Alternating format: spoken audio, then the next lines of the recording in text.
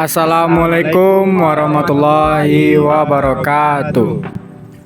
Baiklah, perkenalkan kami anggota dari Ilmu Hukum B. Dengan anggota saya sendiri Akbar Zikri. Selanjutnya Saya Muhammad Syafi'i. Dan saya Sehan Sandika. Saya Wai Nugraha. yang bertujuan untuk membuat video tentang bagaimana prinsip-prinsip dalam perbankan syariah. Yang pertama, materinya akan disampaikan oleh Sehan Sandika. Pada Sehan. Baiklah, adapun prinsip-prinsip yang ada dalam perbankan syariah yang pertama itu ada yang namanya keadilan. Apa itu keadilan? Yaitu berbagi keuntungan atas perjuangan real. Jadi misalnya dia tuh sesuai dengan kontribusi dalam dia melakukan dalam perbankan syariah tersebut. Setelah itu pembacaan materinya yang akan disampaikan oleh Wahyu. Nah, prinsip yang kedua ada yang namanya kemitraan. Kemitraan berarti posisi nasabah investor atau penyimpan dana dan pengguna dana serta lembaga keuangan itu sendiri sejajar dengan mitra usaha yang saling bersinergi untuk memperoleh keuntungan. Selanjutnya akan dibacakan oleh Akbar.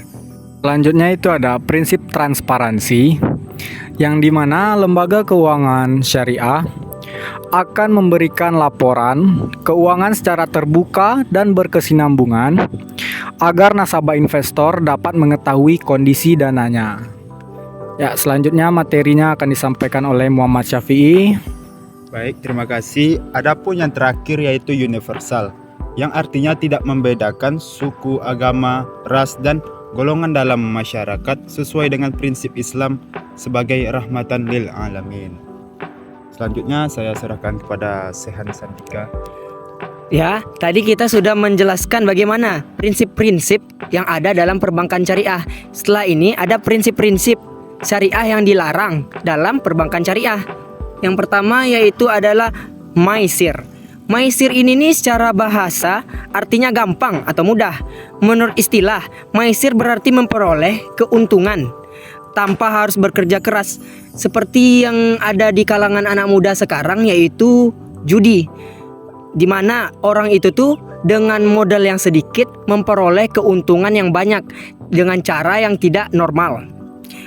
Ini nih dalam perjudian ini juga tidak sesuai dengan prinsip keadilan yang sebagaimana yang telah saya sampaikan tadi, sehingga diharamkan dalam sistem keuangan Islam.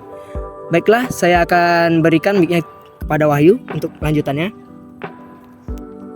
Nah, selanjutnya prinsip yang dilarang adalah gharar. Nah, menurut bahasa, gharar berarti pertaruhan. Menurut istilah, gharar berarti sesuatu yang mengandung ketidakjelasan. Pertaruhan atau perjudian, setiap transaksi yang masih belum jelas barangnya atau tidak berada dalam kuasanya alias di luar jangkauan, termasuk jual beli gharar. Misalnya membeli burung di udara atau ikan dalam air, atau membeli ternak yang masih dalam kandungan induknya. Itu termasuk dalam transaksi bersifat gharar.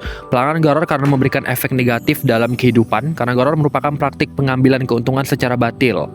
Baik, materi selanjutnya yaitu ada riba, di mana riba memiliki makna harfiah. Dari kata riba adalah pertambahan, kelebihan, pertumbuhan, atau peningkatan. Sedangkan menurut istilah teknis, riba berarti pengambilan tambahan dari harta pokok atau modal secara batil. Para ulama sepakat bahwa hukumnya riba adalah haram. Sebagaimana firman Allah Subhanahu wa taala dalam surah Ali Imran ayat 130 yang melarang kita untuk memakan harta riba secara berlipat ganda. Materi selanjutnya kita serahkan kepada Muhammad Syafi'i. Baik. Ada banyak ayat Al-Quran yang menjelaskan tentang keharaman riba. Di antaranya yang pertama ada surah Al-Baqarah ayat 275 yang artinya orang-orang yang makan atau mengambil riba tidak dapat berdiri melainkan seperti berdirinya orang yang kemasukan syaitan lantaran atau tekanan penyakit gila. Keadaan mereka yang demikian itu adalah disebabkan mereka berpendapat sesungguhnya jual beli itu sama dengan riba. Padahal Allah telah menghalalkan jual beli dan mengharamkan riba, dan orang-orang yang telah sampai kepadanya larangan dari Tuhannya lalu terus berhenti dari mengambil riba.